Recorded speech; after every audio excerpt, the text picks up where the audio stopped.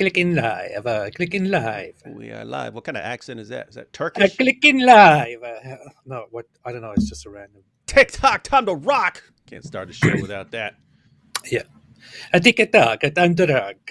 D Wood here, your friendly neighborhood philosopher with the greatest Unfriendly. self-proclaimed prophet since Muhammad himself. Yeah. The apostate prophet. I'm the final messenger.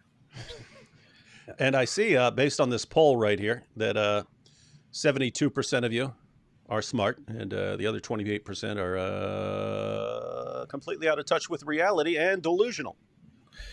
72% said atheist AP is responsible. No, let's be honest, David. Whose fault was it? It was mine. Okay. Yeah. Okay. Yeah. I got it right. Yeah, whatever. I should be like, as a Christian, I don't want to assign blame, and I don't believe in snitching. So I just won't state the fact that AP caused us to be late because I don't want to throw him under the bus for making us late again. Yeah. That'd be awesome. All right. Well, we're here. We only have a clip that we wanted to go through, but it's Sam Harris talking about Andrew Tate and other people in that sort of who have that sort of mindset converting to Islam. And I believe you're the one who sent me this clip, right? Didn't you send me this? I sent it to me like a week ago or something like that, 10 days ago. Yeah, something like that. yeah. I saw a bunch of people talk about that, and I thought, this could be an interesting thing to react to. I watched a bit of it and thought that could be good for your ear. Yeah.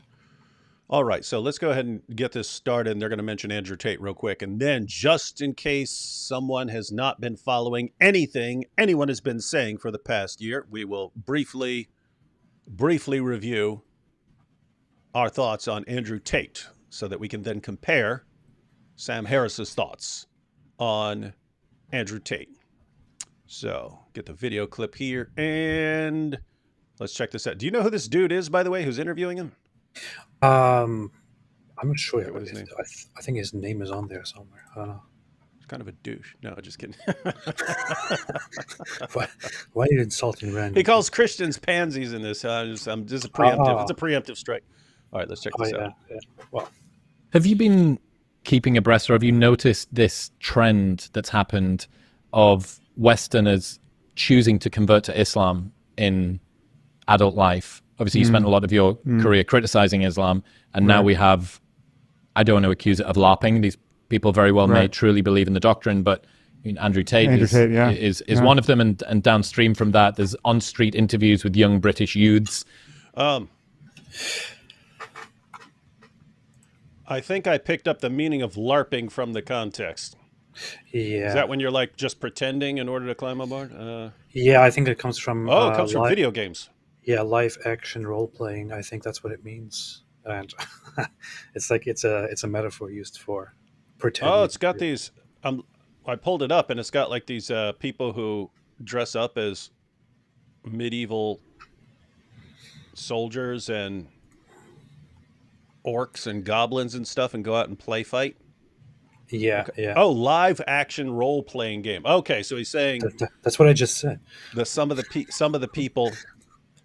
people are playing a game. They're playing a role. Yeah, he's basically just saying that Andrew Tate is pretending for whatever purpose, and probably the others too. Well, it's obvious a mix. It's obvious that some people are, and some people are taking it seriously. But what are your thoughts? What are your thoughts on that? I'm guessing we agree, because I don't think that Tate takes Islam seriously at all, no matter how we look at it, whether he's paid, whether it's just what he was saying, like, hey, I'm going to go with whoever I think is going to win, and Islam is, most likely to kill everyone else, and therefore I'm going to be on that team. Hey, matter of fact, let's go ahead and back it up. For anyone who hasn't been around, what's the situation with Andrew Tate? We've covered this in numerous live streams, but give us a quick rundown. The situation with Andrew Tate is that over the years he said some things about Islam that were quite favorable. He kept praising Islam for jokingly, but also seriously, about how terrible it is, how oppressive it is, how authoritarian it is. Especially against women, and that was one of the reasons he really liked Islam. And um, then last year there was a clip of him praising Islam and saying that it's the only religion that will survive because it is intolerant. Because if you insult Jesus, and Christians just don't do anything, but if you insult Muhammad, then you can't reach the end of the street before, without getting killed by Muslims for insulting Muhammad. Yeah, whoever's going to kill And you most gets my vote for. yeah, and that basically was his whole reasoning for why Islam is fantastic. It's great. And after interactions with these Dubai rich guys, he converted to Islam in October, at the end of October last year, I believe, and and started saying, "I am a Muslim. Islam is the only answer," and things like that. But nothing really changed about his behavior at all. He still has multiple girlfriends that live with him, that he has sex with. He still posts pictures of with those. Um, yeah, I mean, and he calls himself indirectly God and the greatest human ever to ever live. But that's pretty much what he's doing. And there are lots and lots of theories on whether he was given benefits to convert to Islam, which sounds reasonable considering that Tristan Tate said also that he was offered benefits to convert to Islam, or whether he's just doing this for publicity. But most people think that he is not really a follower of Islam. And if you asked me, I would say I don't believe for a second that he actually believes that Islam is true.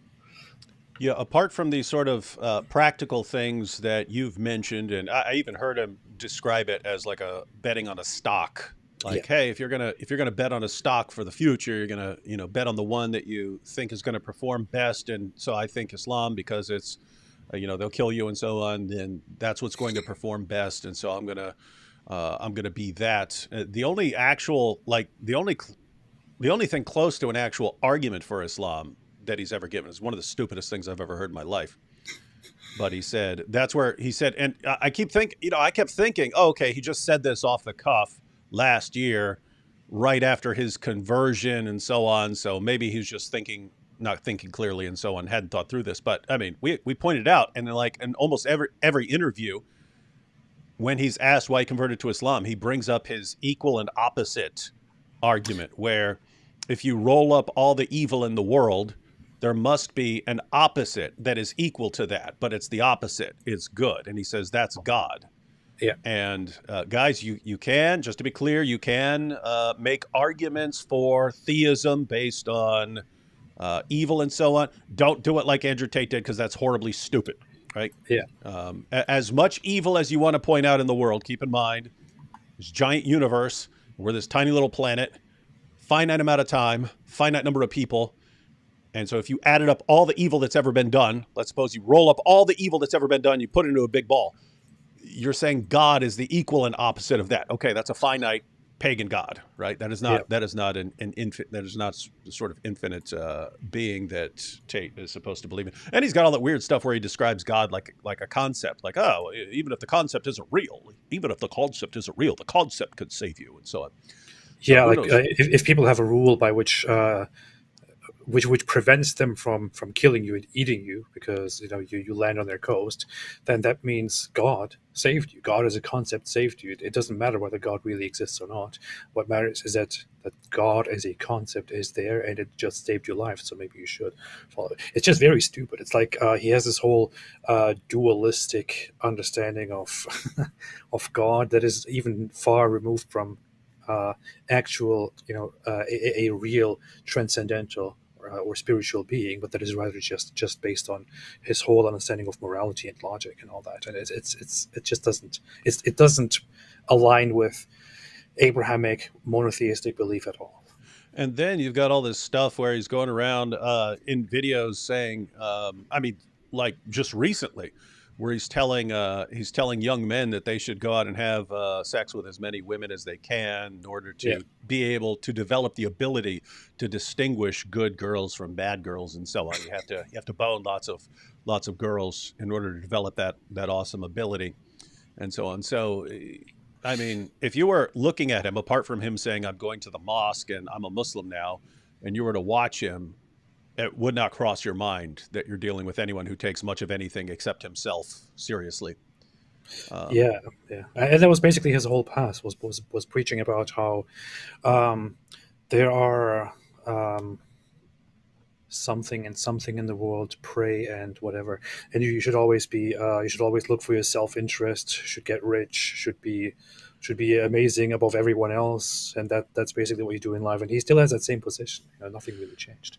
and for a while, he was even calling himself God. I think he's finally dialed that stuff back when he Yeah. got called out. When he got called out for it, he also even in one of the greatest events in the history of Twitter challenged someone burned a Bible, and he says, "Yeah, try that with the Quran, see what happens." And then Oh, yeah, sure, a bunch of sure. people did, and then he had to take down that tweet, and because he really, I mean, he really thought that everyone's going to be scared to do that sort of thing now, and he doesn't realize this is a different time. Yeah, 15, 20 years ago, maybe people were terrified, but now not so much. That just shows one of those. That shows that he is not as that his actions are not as calculated, his strategies are not as planned out and genius as he always pretends. He just very often makes these huge blunders and quietly makes it go away. Yeah, we've pointed out before he's smart in certain ways and as dumb as possible in certain ways.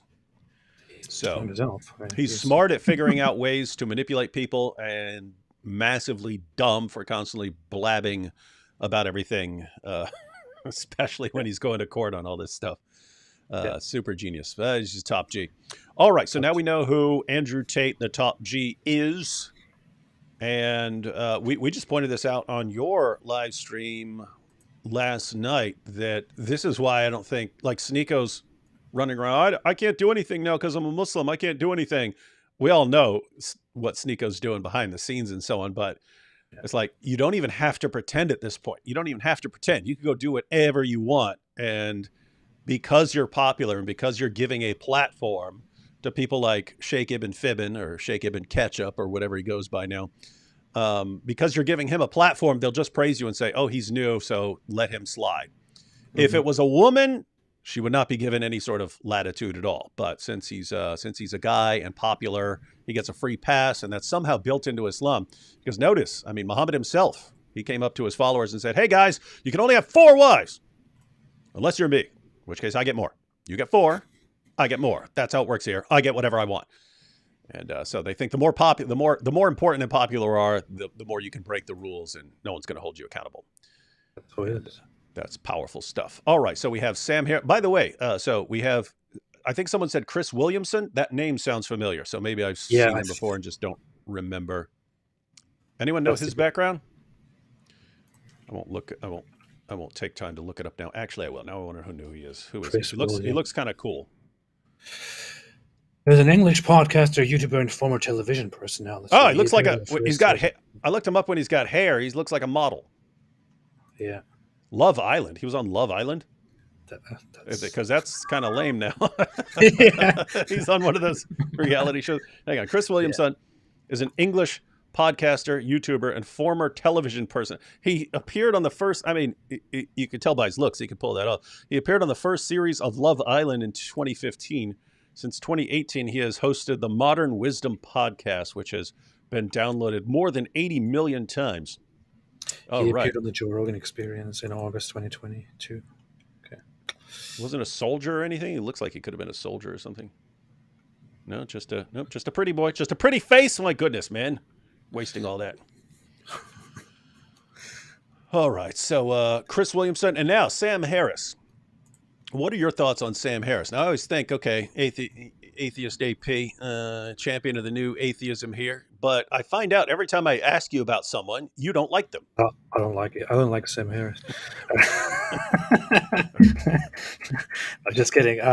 Sam Harris. I thought so. When I became when I turned kind of away from a religious belief, I found him, and I thought among all the atheists of our time, the atheist personalities, he struck me as one of the most reasonable, if not the most reasonable. But over time, over the last years, he changed his focus a lot, especially in political ways. He started talking about completely different things. But he was one of those people who were unafraid to criticize Islam and to call it what it is, and to point out on Bill Maher, for example, that Islam is by far the most dangerous religion, the most violent one, the one that inspires terrorism and things like that. That Muslims have much higher rates than any other religious group of wishing of approving death penalties for basic things and stuff like that. And I thought he has a very reasonable way of approaching things. I think he still kind of does, but I lost I stopped following him pretty much because over the last years, because he just started focusing on different things and it wasn't interesting to me anymore. So you Uh, liked him when he was slamming Christianity, but not when he was targeting your hero, Donald Trump. no, I don't know. I guess I still respect the guy. Yeah, I would probably just disagree with him I on a have few mixed things. feelings about all the guys because, I can like you for one reason and dislike you for another. So, and like with Dawkins, as long as he's in his field. I mean, I told you before, I watched one of his lectures from like the 1990s or something like that, where it was meant for younger people, and it was one of the most amazing lectures I'd ever seen in my life. The guy was a Yeah. phenomenal communicator. The examples he was using helped break it down, so it was clear on why he was a respected educator.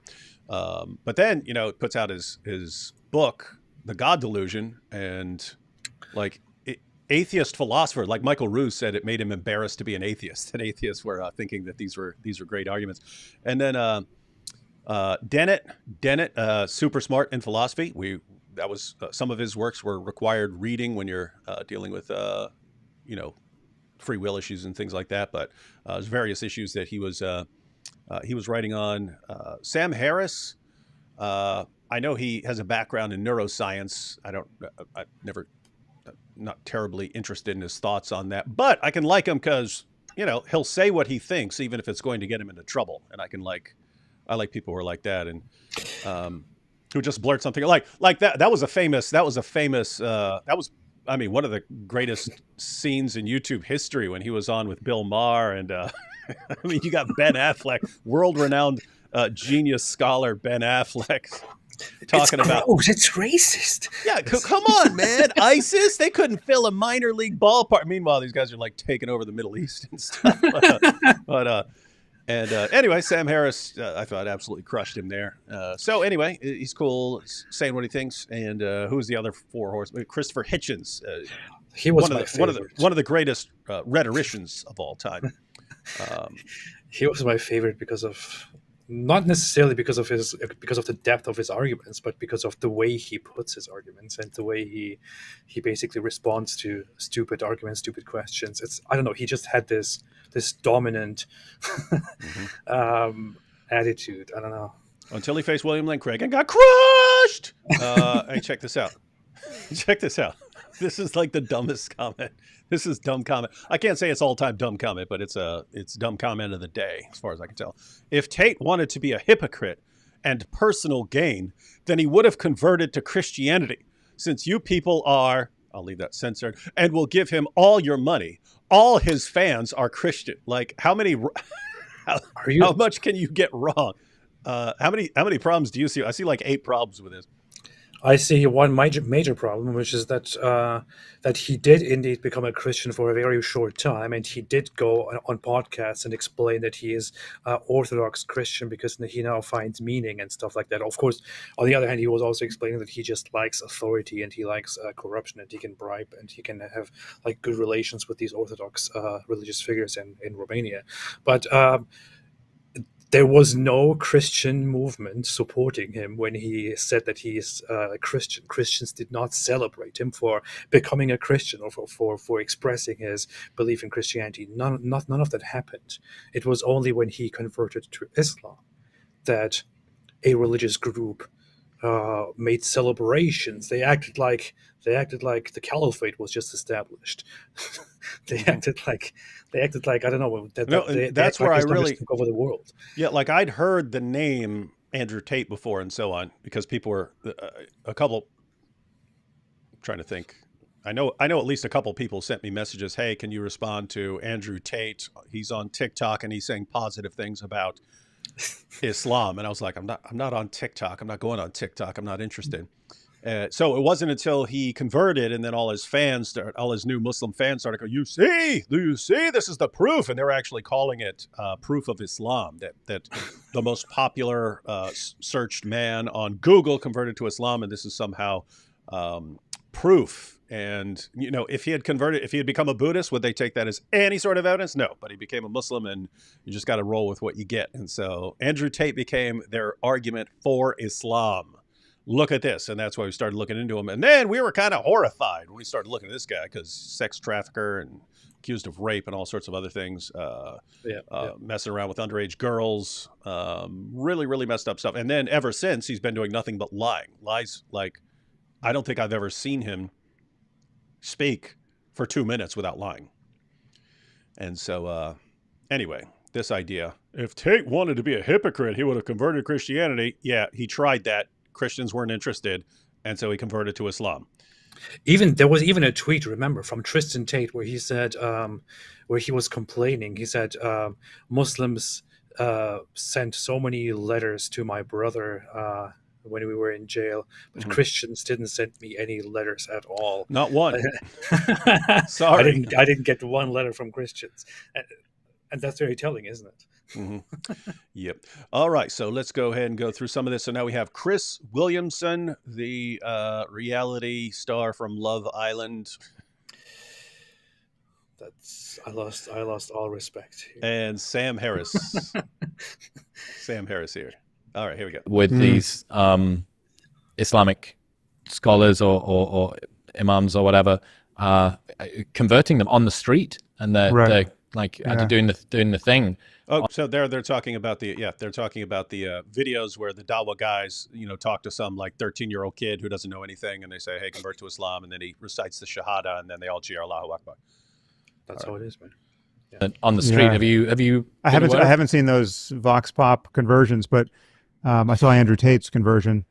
You saw Andrew Tate's conversion? You were there? What the heck? Why don't you talk some sense into him, Sam? All right. Well, I mean, Islam is just mimetically, it's perfect for a specific audience. It's a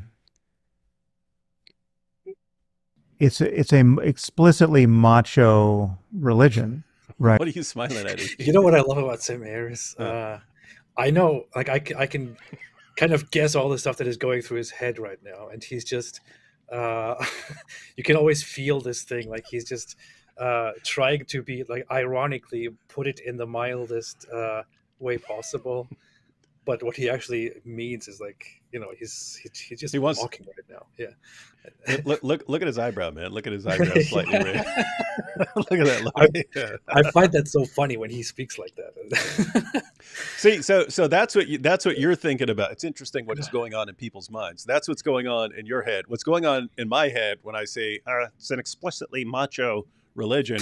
I was thinking cutting the clip of him and then show Andrew Tate and be playing Macho Man in a clip. Macho Man. Anyway. That's good. These are the thoughts that go through our heads, ladies and gentlemen. Here we go. It's a no pussies religion, right? It's just Hey, it's a Christian live stream, jerk. I should have gone through here and bleeped out all this stuff. All right, ladies and gentlemen, language warning. We have an atheist speaking, and you all know how these atheists are. They can't clean up their potty mouths. So there's going to be some language going on. So no pansies religion. And it's just it's a like with Christianity, you have to pretend. More pussies? Yeah, well, you have. Did you hear that? I just said 4 pansies, but he used a more graphic word. Is that what he said? Oh yeah. I hate to rewind it because then I'm replaying the word, but I want to hear exactly what that guy said. Just it's a. Huh? So he said 4. I think that he said that. Yeah, I think to be fair, he is just trying to guess Sam Harris's next thought and saying. So you were saying Christianity is for them in that perspective, and yeah. He's not. Yeah. He's not personally calling Christians. Because I mean, Christians would go bang this dude up. Yeah. Couldn't make it to the end of the street. You can't handle me. I was on Love Island. Look at my pretty face. I've never been hit in my life. Like See what he said here. with Christianity, you have to More pretend. pussies. Yeah, well, you have to pretend to be happy to be losing for the longest time, and you're basically just waiting for Jesus to come back and rectify this grave injustice. Like the meek shall inherit the earth. You're just, there's no putting this place right. We're not going to win until we see, Jesus arrive on trailing clouds of glory. So it's all going to be fucked up for the longest time, and there's no. Dropping F-bombs on my live stream. Welcome to atheism, ladies and gentlemen. You know, I was cracking up there. You were looking down at something, probably porn or something like that, because you're an atheist like Sam Harris. But That's what I do. Yeah. I'm cracking up laughing because for like, I'm sorry, for like the past 20 years, the new atheists were running around. And to their credit, Sam is one of the, there were a few of them who, but it was like, I don't know, it seemed like a minority position. The people who are like, no, Islam is in a different category with calling to violently subjugate the world.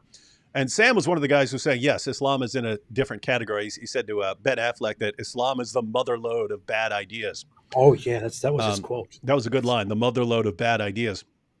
But apart from that, the general thrust of like the new atheism was, we need to stop these guys because religion's going to destroy us all. It's going to destroy science. They're going to kill us. They're going to kill all the atheists. What the Christians are going to do is they're going to make Christian nationalism, and they're going to make just Christian leaders, and they're going to throw all the atheists in jail, and they're going to kill us or something like that, and we have to stop it. We have to stop it right now before it's too late.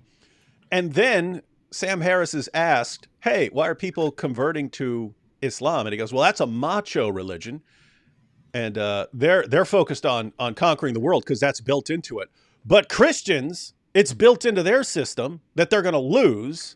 And it's not until Jesus returns that everything is set right. So it's ingrained in Christians that, hey, we don't have to win. We don't have to go out conquering because we don't win until Jesus comes. Whereas in Islam, no. I mean, there is the, judgment and all that stuff, but you can also conquer the world and you're commanded to. What are you reading? It's very funny. It's very funny that Sam Harris is like kind of mincing his words here. But what I have here in my hand is his book, The End of Faith. Oh, wow. That's a real page turner. As you pointed out, to be fair, he was, even here, when he talks about Christianity, he was mostly focusing on how Christians deal with truth and evidence and this and that. And then he focuses very much on the danger of Islam in here. And he has these underlined things here. Like, while I do not mean to single out the doctrine of Islam for special abuse, there is no question that at this point in history, it represents a unique danger to all of us, Muslim and non-Muslim alike. So this is just a very mild one. He kept pointing out that it is unique to Islam that if you blaspheme the Quran or you utter words of offense or perceived offense, you are in danger. And this is not the same with other religions. So, yeah. Yeah, I wonder why I would take that as obvious, but like, it's like with Bill Maher. Like, I can listen to Bill Maher and I can disagree with some things that he says on topics where he clearly doesn't know what he's talking about. And I can disagree with him. But on the other hand, I mean, I don't know if you remember, but it was like 8 or 10 years ago when he was doing all these interviews, and every single show he would go on, they'd say, all religions are the same. All religions have their radical. And he would go, it's not true.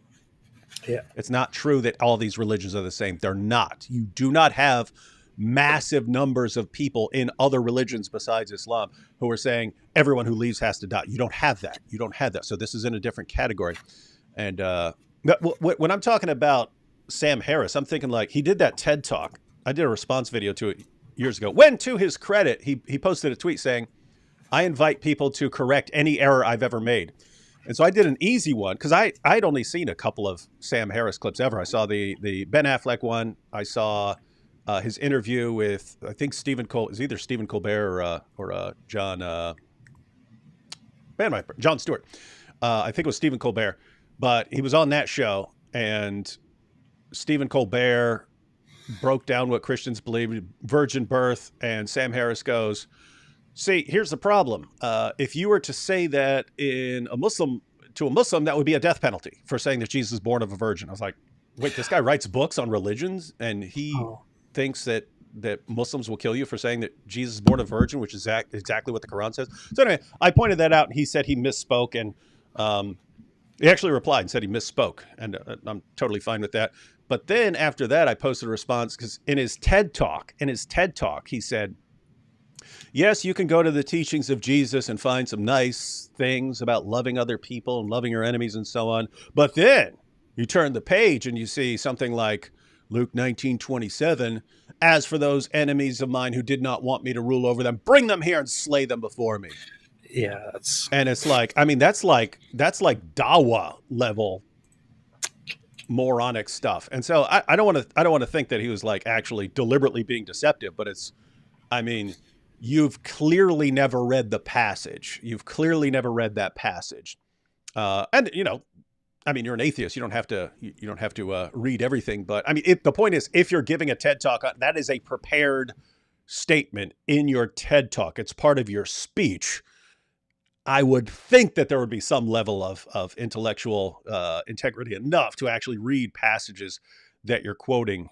So anyway, so I'm thinking like that, where he thinks, yes, Jesus says things like, love your enemies. But over here, he says, bring them here and slay them in front of me. And so the perspective you got from his TED Talk was Christians are just picking and choosing what they like best. And Christians in our time are picking these, verses, and Christians in other times would go with all the, slaughter them verses. Whereas right here, he's acknowledged, no, it's built into Christianity. You don't go out and conquer the world, and, things aren't set right until Jesus gets here. So I don't know if he's like wised up over the years, and maybe. But it looks like even the way he puts it, he's taking like a Nietzsche approach to Christianity, as opposed to other religions, where he basically says that it has a constant victimhood and thriving in meekness. Nietzsche calls it slave morality and stuff like that. And he's basically going for the same thing in different words, while pointing out that Islam is the opposite, because Islam is like, macho. Yeah, I'm just, I don't know. I still find it fascinating that, like, for 20 years straight, Christianity is violent. Christianity is going to kill us all. That's what I heard from the new atheists. And now all of a sudden, look at these pansy Christians. They never fight. They never do anything. It's built into their system. They just sit there and get the crap beat out of them for their entire lives. And I mean, based on what he's saying here, it sounds like he's viewing Christianity as like absolutely pacifistic. Like you just catch a beat down and you take it because Jesus is going to fix it one day. Yeah, that's what it looks like. And so I don't know. I just find that fascinating that I heard something very, very different from the new atheists for the longest time. Because again, people don't. I mean, a lot of people's experience with atheism comes after the rise of the new atheism. Back in the day, before the rise of the new atheism, before 9/11, before the rise of the new atheism, you did have like really aggressive atheists, like in the group American Atheists and so on. But generally, your average atheist that you would meet, his view was, hey, I'm an atheist. I don't believe in this stuff, but I understand that this might be good for other people. If you believe that God is telling you to love people and so on, that, you're going to have to answer to God or something like that. That's fine. That's fine for you. I don't believe it, but that's fine. That's fine. And lots of times I didn't want to interfere with it. It's like, hey, if you guys believe that, that's good. You go on believing that. And then like the new atheism came along, and then it became much more popular to have this more aggressive view, like, we've got to do something about this, or it's just going to destroy the world. Yeah. Quick comment here from Snite. Snite said, humans are shaped like a cross. Do you think that would be evidence for anything? No, I do not. I've never thought of it, but off the top of my head, I would say that I do not. I think it could be evidence for the fact that humans are shaped like a cross. Yeah. Yeah. I mean, it's more along the lines of the cross was shaped the way it was because of the way humans are shaped, because it was a great way of displaying them in public. Yeah. Yeah. Let's see. is this the Nick Fuentes fans here? Chick Micken returns. Oh, this is supposed to be a play on McChicken. So far, David has defended Zionism. No, I haven't. The Talmud. I've defended it against misrepresenting it and misquoting it and lying about what's in it.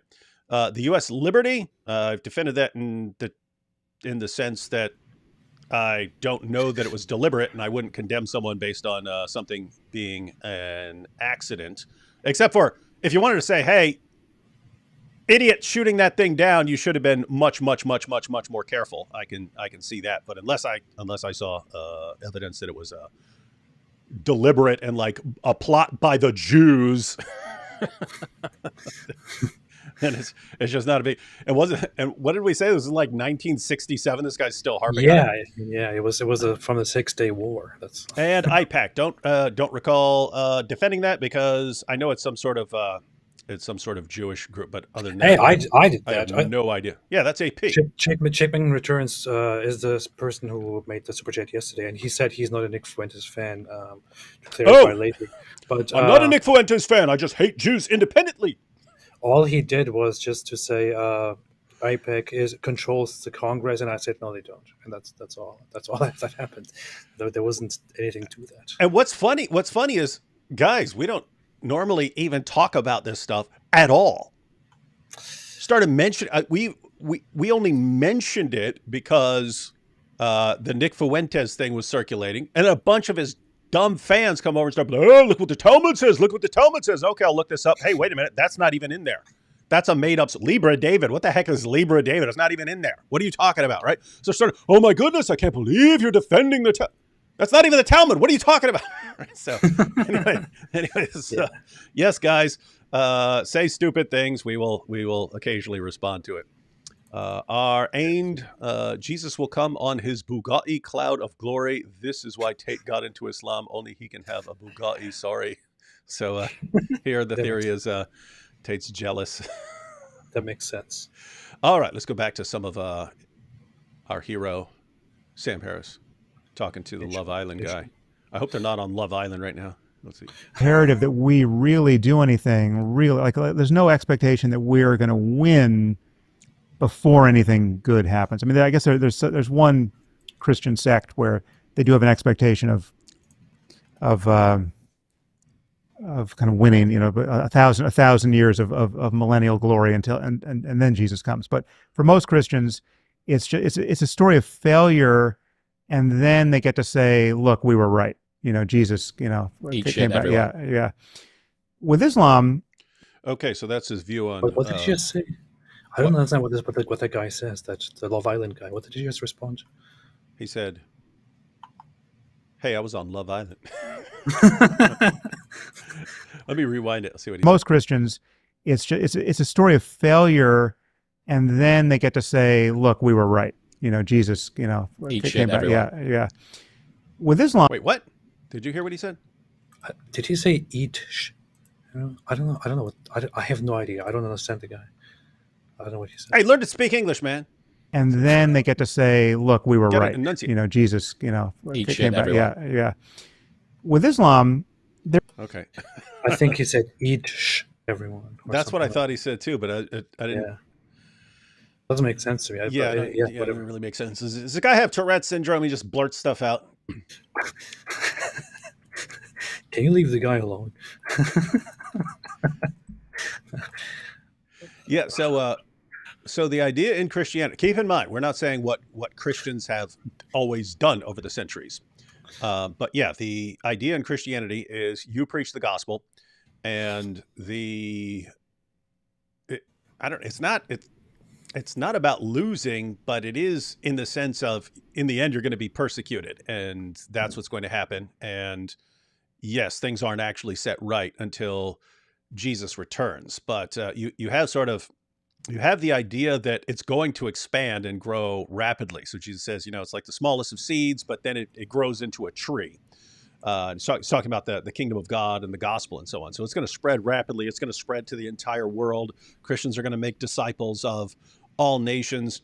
But at the end of the day, the world is going to come at you, and you're going to be on the receiving end of a lot of violence. And then Jesus returns. So yes, it's built into the system that we do not go out and conquer the world. Not going to happen. In fact, it's so not built into the system. I mean, it's so not built into the system that we conquer the world that if we were to conquer the world, that should make you start wondering, wait a minute, this doesn't sound like what Jesus said at all. Yeah, Here we are. yeah. Like, in other words, if you converted the entire world to Christianity, you should view that as a problem. That should be regarded as a problem. And then so he's going to go into Islam. Here we have Sid Dave says, Tate's conversion to Islam is because he knows he has an audience in the Muslim world and he wants to move his operation to Dubai. It is all a scam. I think that is, I don't think that's the whole answer, but it looked like he was planning on setting up shop. Didn't it look like that? In fact, I think when they caught him, he was on his way back and they were stopping over for like the night and were heading to like Dubai or something like that. Yeah, also from jail, he made calls to arrange kind of an escape by giving the whole pretense that he needs medical attention, and he was planning on immediately flying to Dubai and basically moving there as soon as he gets out. That video, I sent you a video link earlier from a guy I hadn't seen before, but he's actually going through the Tate's case against one of the women. But he actually went through we've gone through some of this before. Tate's recorded calls where this dope is he's calling from jail to people where they record your calls, and now all these phone calls are being used against him in court. But he's actually telling guys to pressure the women into coming out there and recording videos saying, no, he's completely innocent and stuff. And this guy was playing clips of the woman, and you can clearly see she's looking down at her notes on what she's supposed to say to exonerate Tate and so on. And so, yeah, I would agree with that last line. It's all a scam. Definitely all a scam. Allah scam. And looks like he's definitely planning to move somewhere where he can do whatever he wants and get away with it forever. It was an Allah scam. All right, so we have Sam Harris broke it down about Christianity. Christians just like getting pummeled and beaten down, total pansies. We've done nothing for all we've done for 2,000 years, get the crap beat out of us while pretending we like it. But Islam is macho. So let me back up just so we don't. And they get to say, look, we were right. Jesus, Eat shit, everyone. Yeah. With Islam, okay, it makes sense. We get to say we're right after Jesus returns. Then we can say, we were right. So he's saying that's when we would say that. Wrong. Christians aren't going to talk like that, Chris Williamson. People may talk like that on Love Island.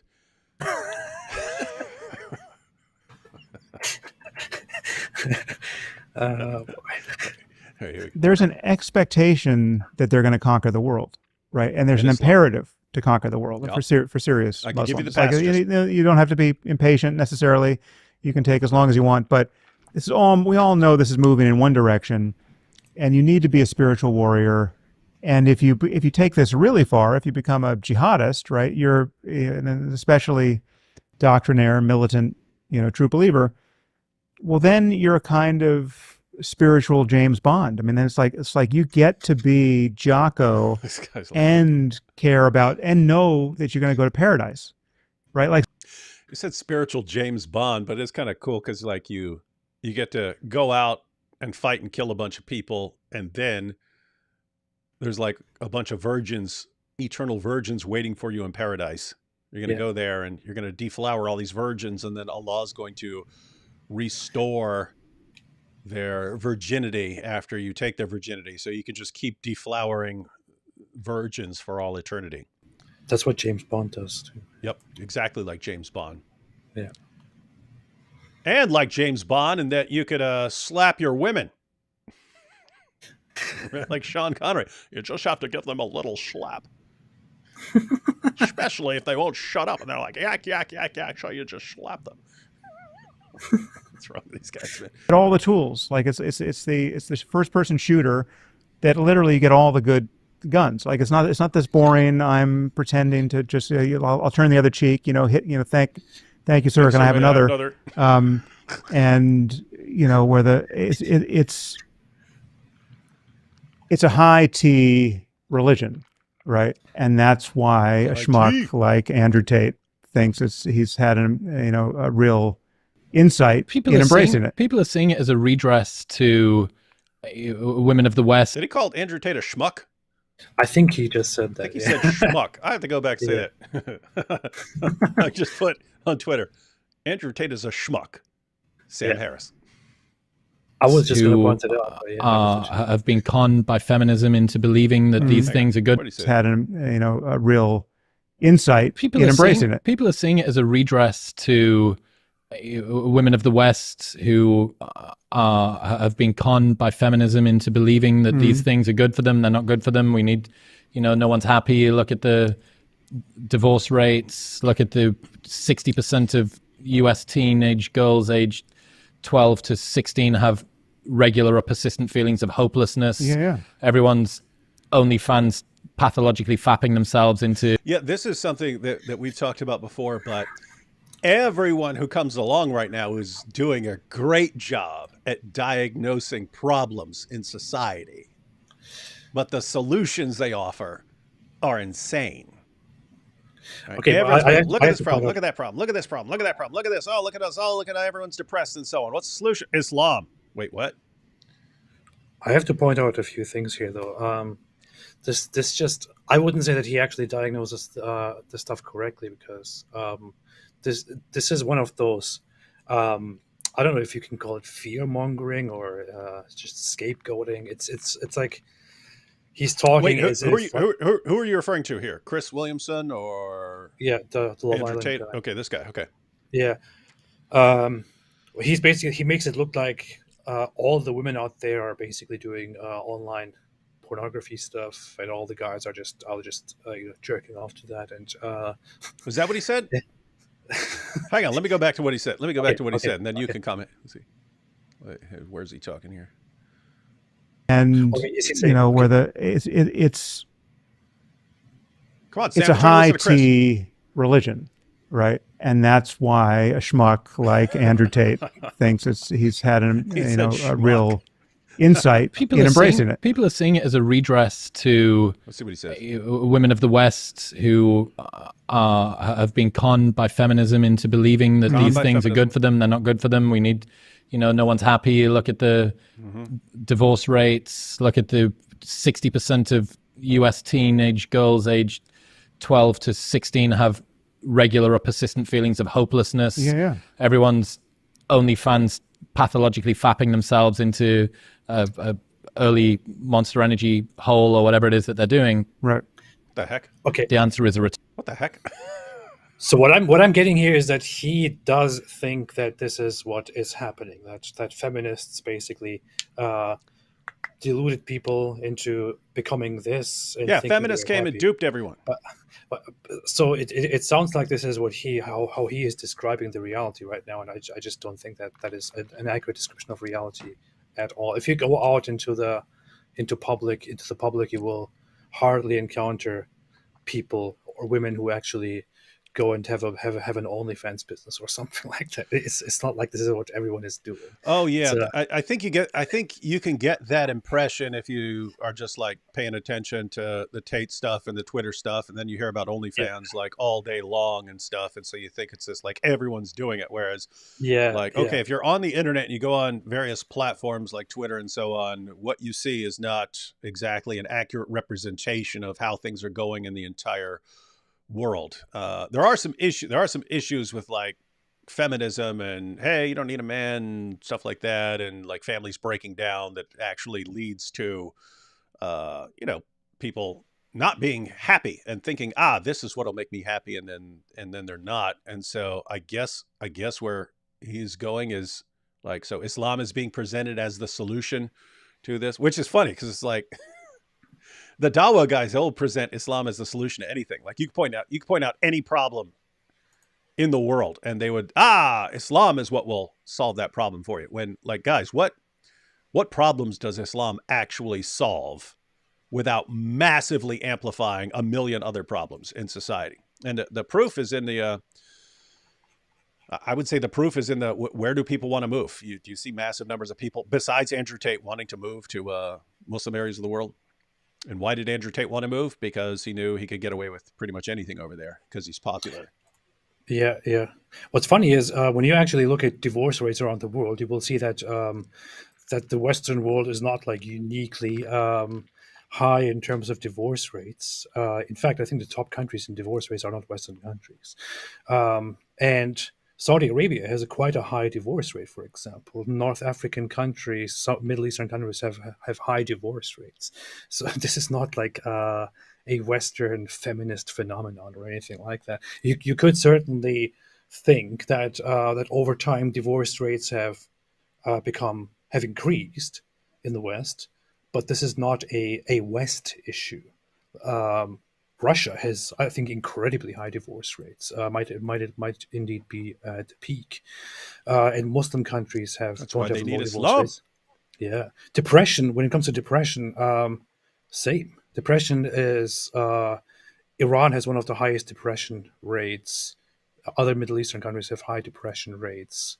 This is again not an issue, but I guess if you just look at things from a very small angle and want to consider your whole society failed and want to blame it all on the recent progressive moves and all of that, then you can of course disregard the facts and depict everything as like this emergence of feminism. But that's not really how it is. There are problems, and you could point at those problems and criticize them, but this is not how you really do it. Yeah. Yeah. So we all kinds of problems. The Yeah. So the dumbest thing is just pretending that Islam is a solution to Yeah, any problem definitely, you want to point out. definitely. Um, check this real quick. Sam Harris doesn't know what he's talking about. Christianity is a tale of victory on sin and death. We don't fight because we already won. That is an accurate picture of the Christian view. You don't have to fight. Um, yeah, I mean, biblically, the harshest penalty that you could issue for the church was excommunication. Say, okay, if you do not want to follow Christ, there is the door right there. And that is very different from Islam. Okay, you don't want to follow the Islam, the door is right there. And the guy with the sword is going to take your head off as soon as you walk out that door. But notice that does keep control over people. So Islam is good at imposing control on people from without. Ooh, The clip the that. She said goal Islam is good. the goal of Christianity was, like, you preach the gospel and then people want to follow it, they follow it. If people don't want to follow it, they don't follow it. So it's advocating change from within. And so what we're seeing is in the world right now is people deciding, oh, we don't want to follow that, and then people realizing, oh, now we've got tons of problems in the world, and so what do? We need to be controlled, and so they're looking around for something to control them. And Islam, if you're looking around for something to control the population and control you and control women and control everyone around you and so on, and you could be a man and be on top, yeah, Islam starts looking really good. Yeah. Into That's- something that's got a bit more Yeah. Lindy nature to it. Yeah, well, I mean that's the claim that I want to deny. I mean, it's explicitly retrograde. I mean, it is regressive. It is backward looking. It is not. It is not using all of the good ideas we've had in the meantime, right? It's like it's a disavowal of the present and the near present. I mean, the modernity. In the case of Islam, it's a disavowal of nearly 1,400 years of wisdom and insight. Right? Yeah. So What I find so funny about this is I saw Muslims post clips of this and saying, "Oh, look, Sam Harris is actually finally saying something good about Islam," and they just post this part of him praising Islam as this strong religion, whereas Christianity is weak and all of that, which is basically what Hitler said. But and they cut it off right there. mhm. They cut it off right there. That's funny. Yeah. So he says Islam is retrograde. And so that's why it's kind of attractive. I mean, the thing that bothers a lot of people in the world today is like change is coming way too fast, right? Like things like every time you turn your head, there's some new thing and you don't even get a chance to adapt to that before it's another new thing and people are going even further. And then you don't even get a chance to adapt to that. And then another thing has come along and it's going even further. And so people are like being bombarded. And so they're looking for some kind of stability and a religion that says, hey, the creator of the universe is obsessed with the idea that you should walk and talk and act and eat and drink and think and go to the bathroom like a 7th century Arab. Well, that would give you a measure of stability if the entire goal of your society is to make you live like a 7th century Arab caravan robber. That would give you some stability in society. Yes, you wouldn't have all this extra weird stuff if we just went back to. That's true of anything. You could say, hey, if we went back to any place in the 5th century or the 4th century or the BC times, you wouldn't have a lot of this other stuff. Yeah, that does not mean it's the solution because there are some costs associated with deciding that all of society needs to live like 7th century Arab caravan robbers. Yeah. All right, back to Sam Harris. So now he is talking about the parts that our friends on Twitter don't share. They like the part where he's saying, Christianity they just turn the other cheek, whereas in Islam, they take over the world. Present. I mean, the modernity. In the case of Islam, it's a disavowal of nearly 1,400 years of wisdom and insight. Right? It's a claim that in the 7th century, somebody was so smart and so wise and so prescient and so had his shit together that everything worth thinking about and talking about happened then. Right? That's actually a pretty good summary, right? Like Muhammad had his stuff together so great that like you need to build your life around this dude. Yeah. This 7th century Arabian caravan robber who boned a 9-year-old girl. That's a good way to put it. That's the guy. Matter of fact, I want to hear that again. Nearly 1,400 years of wisdom and insight, right? It's a claim that in the 7th century, somebody was so smart and so wise and so prescient and so had his shit together that everything worth thinking about and talking about happened then, right? So we should confine ourselves to the products of that conversation. That's just, I mean, it's imbecilic on its face, right? And it's not to say, again, it's not to say there's nothing useful to come out of Islam, but it does sound stupid when you just say it like that, right? Now I know why they cut the rest of this this whole speech here. Maybe you should cut that part and share it on Twitter for so that people have it to go to. Sam Harris calls Islam imbecilic. There you go. Perfect little video. I mean, you can even make a YouTube video there where you give a little introduction and a little you could play the clip that Muslims are playing. But what did Sam Harris say right after that? Based Sam Harris says Islam is imbecilic. Let's see here.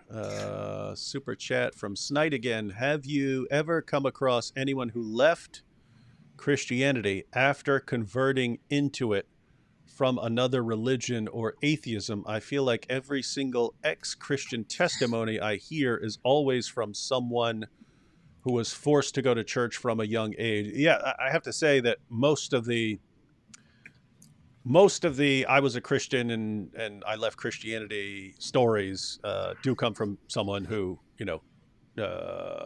had overbearing parents and made them go to church and they didn't like it and they didn't understand why they were, and then they got older and said, I don't have to go along with this stuff. I'm sure, I can't think of anyone right now, but I'm sure there are plenty of people who converted to Christianity from something else and then left Christianity.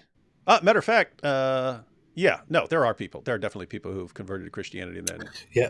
Example, Andrew Tate.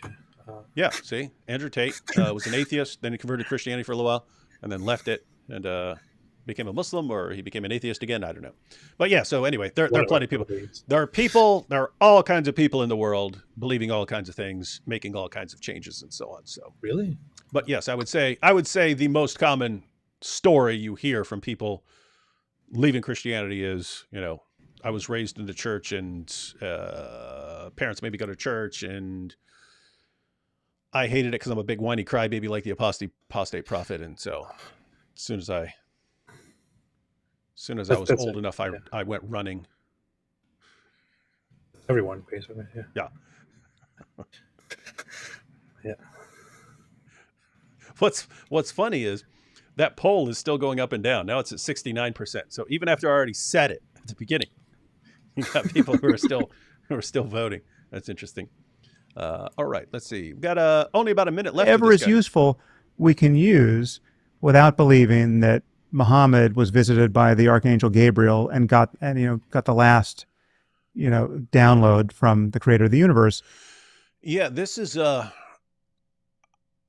not sure about. So he's saying that he said he's not saying that there's nothing useful in Islam, but he's saying that whatever is useful in Islam, you could use that separately from Islam. So I'm trying to think obviously you could do all kinds of things, but sometimes things are connected to a belief system. In other words, the only reason for doing something is some sort of command from the ideology. But I'm trying to think what does Islam get right that would kind of depend on Islam? One of the only things I point out when I point to things that Muhammad got right was he did condemn female infanticide, told people to stop with female infanticide and so on. But you could do that without Islam. Christians did that before Muhammad came along, and anyone could do it. Anyone could say, "Hey, we shouldn't be killing little girls here."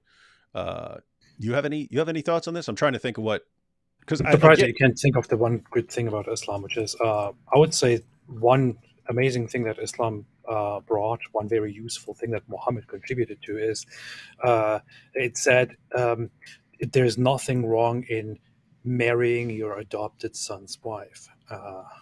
So that's you said that, or I started laughing because I thought you were going to that awesome passage.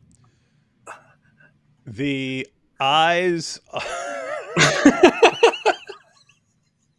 the eyes are the leather strap of the anus. That's what you're going with, that passage from Sunan Abu Dawud and other passages. I was like, no, because notice, if it weren't for Muhammad, where would you actually get that? So that's the sort of thing I'm thinking of, that if you didn't have Muhammad actually saying that, it would never cross anyone's mind to think that.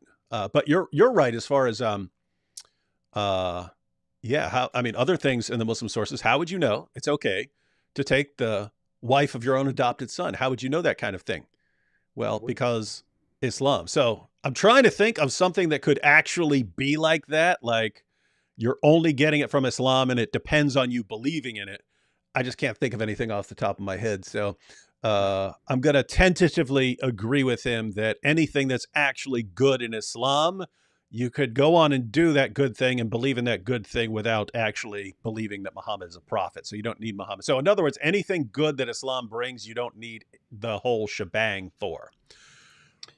Unless you really need massive control over society. And then you could do that in other ways, like communists would maintain massive, control over. So you could have other things that would control a population. But I would say Islam will do a bang up job of that. I mean, they're going to kill a lot of people and hand out a lot of horrible punishments and then start killing each other because everyone's from the wrong sect of Islam and start slaughtering each other and stuff like that. So it's going to be a massive bloodbath, but you're not going to have a lot of the things that worry you now in society. You'll have much worse things to worry about, but you won't have these things that are bothering you right now.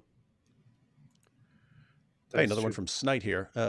All right. Thanks for answering my questions. God bless. Thank you for supporting our shows, Snite. Thank you, Snite. Thank you.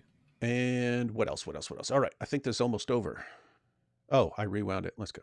There's nothing useful to come out of Islam, but whatever is useful, we can use without believing that Muhammad was visited by the Archangel Gabriel and got the last, download from the creator of the universe. That's what's funny. You just laughed at. I was thinking the same thing. It's how he put stuff, right? He could, Yeah. he received revelations from the angel Gabriel, but not received the last download. That's it. So he puts it in funny ways that these things stick in people's brains, which is probably why people remember a lot of things he says. Well, there was a thing that he, when he was on a panel with a was it with a Muslim and with a rabbi and with somebody, I don't know, or maybe it was a Christian and a rabbi, a pastor. I don't remember, but he was giving an example of whether Elvis is still alive or not when he was talking about verifying truth claims. Mhm. And the funny thing is, it's funny to me right now, but I can't even remember what exactly he said, so I cannot really recreate the funniness of it. And I apologize sincerely for that. Yeah, let's just move on. Grimy says, Islam is still biblical. What the heck are you talking about? Biblical in what sense? Yeah, like what? What are you even talking about? The Bible says Jesus is the divine Son of God who died on the cross for sins and rose from the dead. Does Islam line up with that? Because if not, I wouldn't say it's biblical, sport. Maybe by biblical he means like biblical in a metaphorical way, like when you say, "Hey, this is biblical." It's like, biblical. I'm gonna get biblical on him, son. Yeah, this is huge. Yeah. All right, here we go. It's just not. This is not to deny any of the cultural problems that someone like Andrew Tate, or I mean, there's lots of people we've dragged into the conversation here, but like all of these people who I've criticized to some degree, Tate or RFK or I mean, you could add Elon to this. I mean, all these people are kind of living out the consequences of their dissatisfaction with the present on the public stage and winning a lot of followers as a result. They just like they like the way these guys are complaining about the obvious excesses of the left. For there he is correct, and that's actually the end of the clip here. I think it just fades. Most part. Have you been? So going back to us, there he nailed it right there at the end. That you have a ton of people who are dissatisfied with something. In fact, find someone who isn't like enraged by something else, right? So everyone is enraged right now. We've talked before about this issue going on. So just so think two zones, friend zone and fight zone. There's friend zone over here and there's fight zone. I should make a video about this. Friend zone, that's where, you're generally getting along with the people around you and your brain is pretty calm and friendly. And then you have fight zone. Doesn't mean you're physically fighting, but you're in some sort of conflict with something around you. And your brain actually functions differently when you're in fight zone. So if you go back 25, 30 years, people spent most of their lives in friend zone. Right. You weren't in constant conflict. You were, you got up, you ate your breakfast. Oh, there's your family. Everything's friendly. Oh, I go to work. I do this. I do that. I come home. I watch some TV. Things are pretty friendly. If you get in an argument with someone, that's like the exception. Now you are constantly in fight zone all day. You can't go anywhere without being in fight zone. Matter of fact, you carry fight zone with you in your pocket so you can check Twitter and be in a fight as soon as you have 5 seconds to be calm. You have to fill that 5 seconds with conflict because your brain now is wired for constant, endless conflict. And so you function differently now. And the tendency when you are in fight mode, when you think that there is a danger out there, you're being attacked by other people or other ideas, or there are these dangers to the world around you, the natural human tendency is to join a group that is going to collectively protect the world from that thing. And so what happens is now you have a world where everyone is in a constant state of tension and anxiety about all the things that are changing and all the things that are messed up and all the people who disagree with them. And then you have all these leaders who jump in there and say, hey, I'm the one who will protect you from that thing. And then everyone rallies around that person as their protector who's going to rescue them and be their champion and fight for them. But then once you do that, once you've joined that group, you do not get to question that leader, and you do not get to question the claims of that group. If you do, they'll say, you're not really from our group. You're actually one of them. And you don't want to be, you don't want to be kicked out of the group, because that group is what makes you feel safe now. And therefore, everyone's clicking up with a group right now and clinging to a group, rallying around a leader that they cannot question. And I have to say, I don't see how this ends well. I don't see how this ends well. The thing is, I've always, I guess, I don't know how to put it, but always disliked and judged that in a way, where I'm going to confirm that one law. What is that? Godwin's law, which says in every online discussion, the possibility of Nazis or Hitler being mentioned approaches one as the conversation goes on. But when talking about social psychology, it is mentioned that certain people come at times where there is a perfect gap or a perfect mix of events and problems, that they gather support by using a very low form of populism and of demagoguery, where they appeal to the stuff that is on everyone's mind, that a lot of people seem to care deeply about. And that's how they explain, for example, how Hitler rose to power. He wasn't very smart. He wasn't very strategically amazing. Especially during war, it was like he did insanely dumb things, and people just followed him because they followed him so far. But what he did is he took advantage of a very terrible state of things in his time, and appealed to a frustration, to a sense of humiliation that people had within them, and just rode with that and rose to power. He just took advantage of a situation and became the dictator. He would probably never have succeeded if it was any other time in history. And this is again one of those cases, of course, on a completely different scale, completely different issue, but it's kind of comparable in the way it works, where a lot of people seem to have a problem with where society has come right now.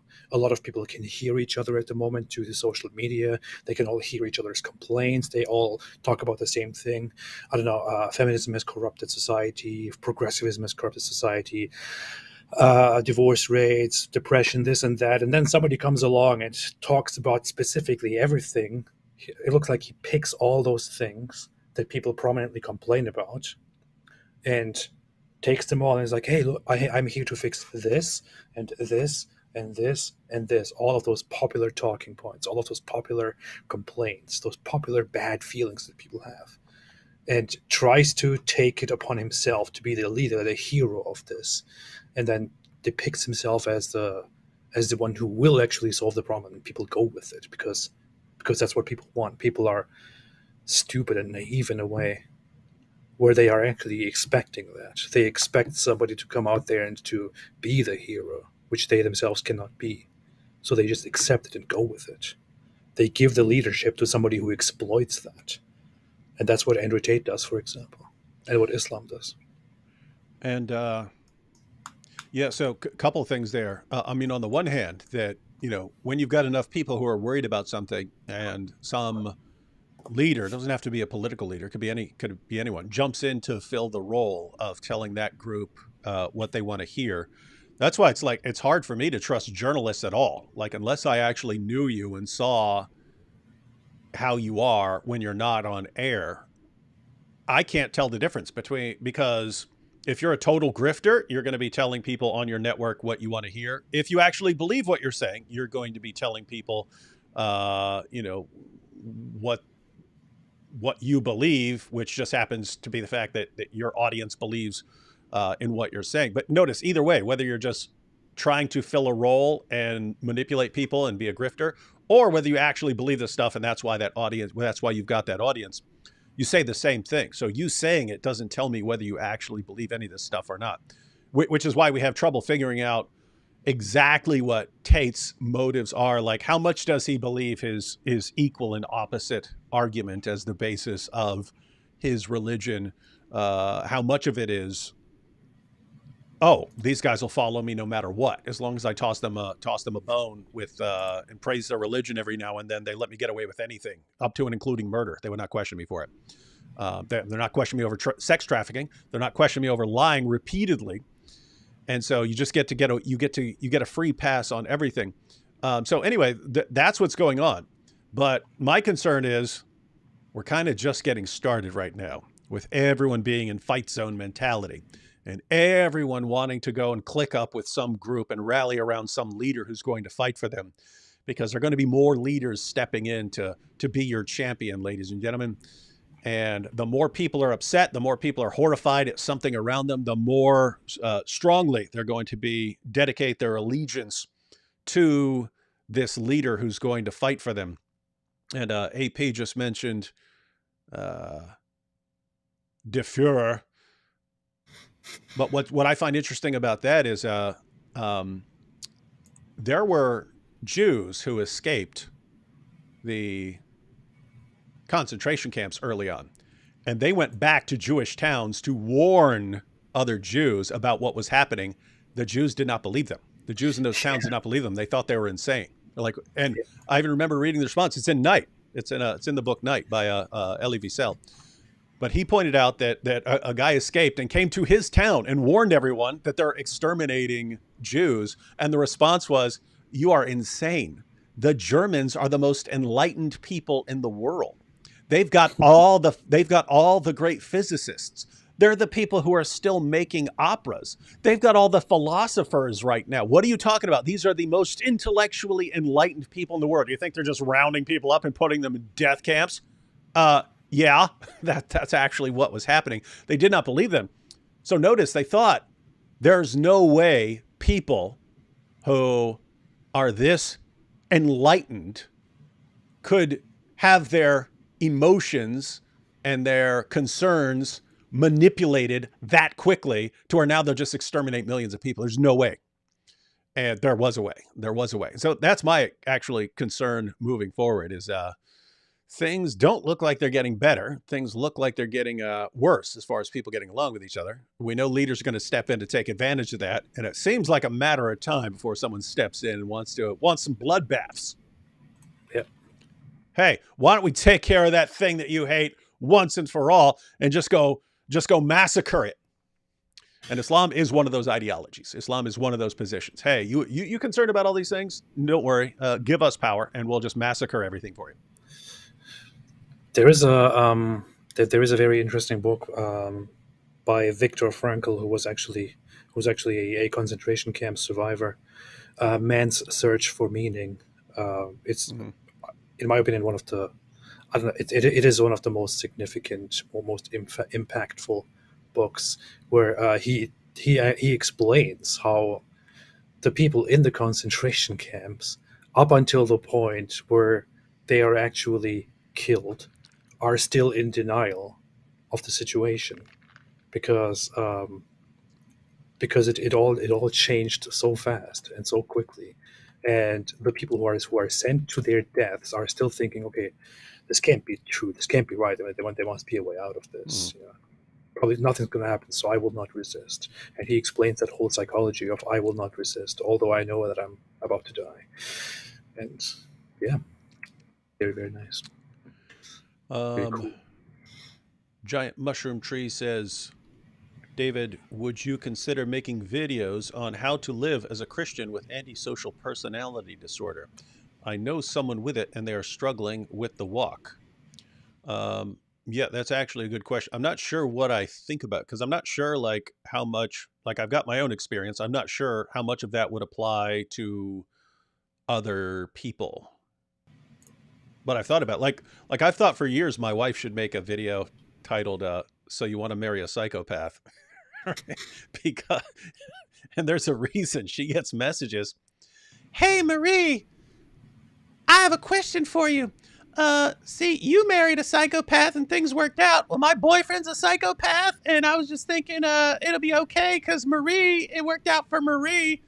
And Marie's normally like, no, don't freaking do it. She's like, she will say, unless you have reason that something miraculous, some sort of miraculous change has taken place in that person, then don't get into that. Don't get into that sort of thing.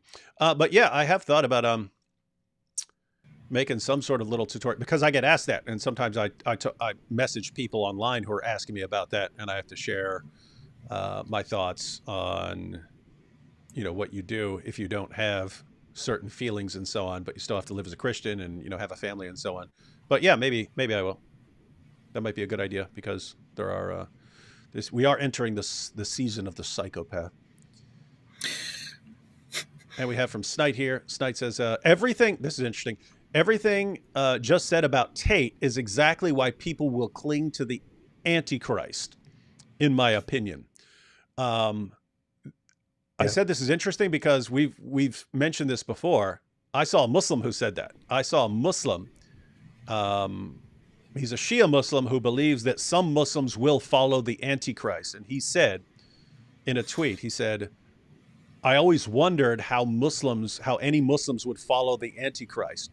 And he said, until I saw Andrew Tate and Muslims following him. And he said, I realize as long as whoever it is proclaiming, misogynistic stuff and putting everyone in their place and stuff like that, that will rally around him. And so, absolutely correct. But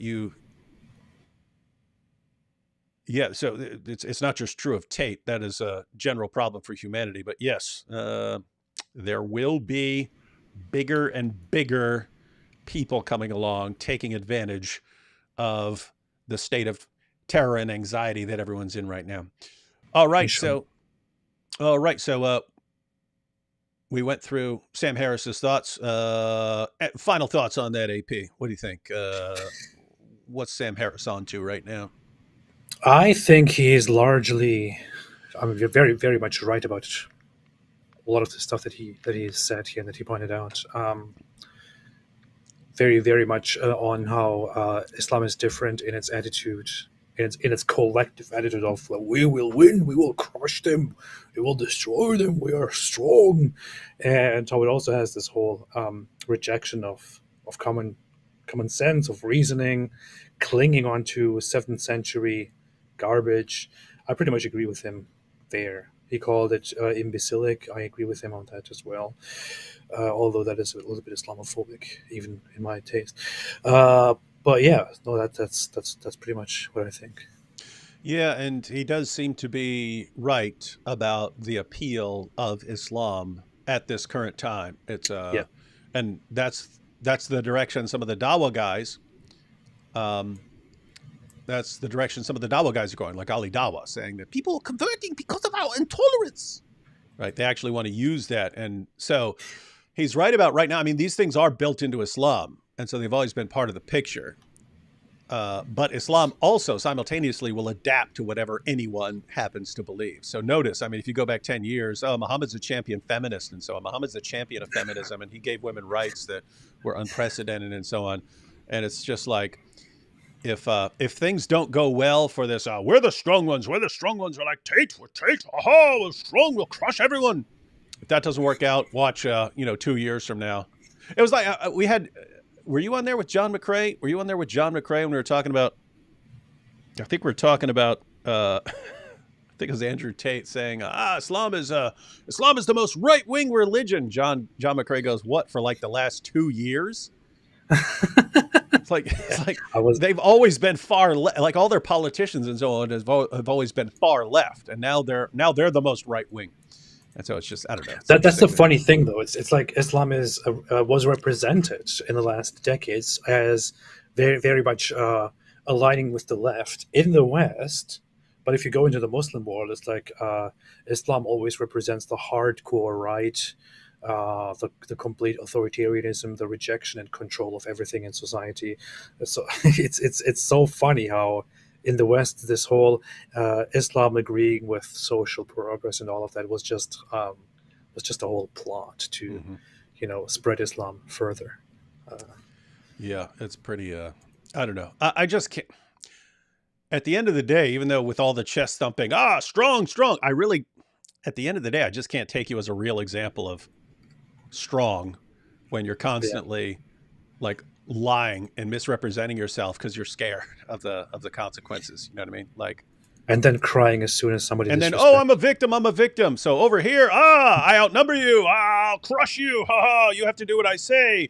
And oh, I just went over here. I'm a victim. Everyone save me. Will you guys protect me, please? Will you protect me and my Please. profit? And it's like, I don't think it's as strong as everyone thinks, except for the fact that it's all manipulation. It's all part of a plan.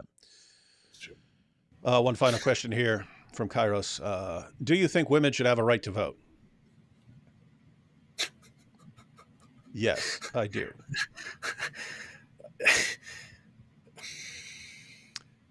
AP's silence shows that he does not believe women should have the right to vote. No, I'm just bamboozled Like, how's this a question? by how this became a question recently, where some people actually started making this an actual question. I saw Yeah, Pearl. Pearly, yeah. Pearly started this. Yeah, because Pearl is because she's dumb and she hates herself. She thinks she's dumb, and because she thinks I am dumb, therefore all women are also dumb. So therefore no women should vote. People like her can just go away, don't vote, don't talk, don't do anything, but leave others alone. And then these other people also pick that stuff up, and these people on Fresh and Fit, and the whole supposedly people who promote masculinity, but their promotion of masculinity just consists of basically putting women down. They also go with that whole idea: oh, men do things, men fight, men go to war, therefore only men should vote, completely disregarding everything that women do in society, even in a traditional family, even in a traditional setting. All the work, all the effort that women put in to Yeah, a yeah. society, to a In a family. traditional family, you're trusting the women to raise the next generation, but they don't get a vote. Yeah, They don't get a. yeah, it's They're it's, it's capable of ridiculous. raising the entire next generation. They're raising the next generation of leaders, and you don't think they have a vote. I'll just say it here. The person I trust most in this world, besides myself, is my wife. See, On any issue involving wisdom. In fact, sometimes I have to say, okay, here's an area where I do not necessarily have the correct emotional insights on this. So tell me if this is appropriate. But same. even just thinking through things, how can I do this? How can I word this? There is no person's opinion. There's no other person's opinion in the world that I respect more than my wife's. So if you say she shouldn't be allowed to vote, and almost every guy knows a moron compared to her. I don't know. I mean, It's I kind of have weird. I see my wife. I experienced my wife correct me so many times for different things where That's I good. I'm I, glad I someone does. behave where I behave irrationally, or too I don't know, yeah, where I behave irrationally, where I am too angry about something, too hasty to make a decision, and she steps in and offers her point of view, and I'm glad she does. And at so many points I ask her for her opinion. I ask, just like you do, what do you think about this? Do you think this is a right way to put it? Do you think this is a right way to react? Do you think this is any good? And there is her input, and not to mention um, all the ways that she carries the family, the life that we have together, all the contributions she does to raising the kids, raising a society. I mean, if you are in a modernist or a traditionalist society, sense of what a woman does, of how a woman lives, you can simply not deny the fact that women are so much in here and put so much effort and so much experience the consequences of our choices in a society. Of course they should have a vote. Of course they should be there to make a decision. Of course. And I should point out that a lot of times when I have a sick burn in a video, it actually came from my wife, and then everyone praises me for being super witty. Like I did, like when I was talking about the Muhammad ordering his followers to pluck their pubic hair every so often, and pluck this and pluck that and so on. When at the end of that video where I'm talking about uh you're supposed to grow this beard and you're supposed to pluck your pubes and stuff like this, my wife just blurts out and she goes, "If you want a beard on top but not on bottom, have I got a religion for you?" And I said that, and then everyone shares that in the comments, like, "Oh, that was so funny, David." I was like, well, okay, a lot of these come from my wife. Hey, I know the same thing. My wife gave me so many ideas to make something hilarious that I never even thought about. When I'm preparing a video, and she just cracks a joke and says, "You should say this," and then I crack up and I do it actually. And it's like, and it's the highlight of the video. Hey, let's go ahead and we'll close out with this Nick Fuentes simp.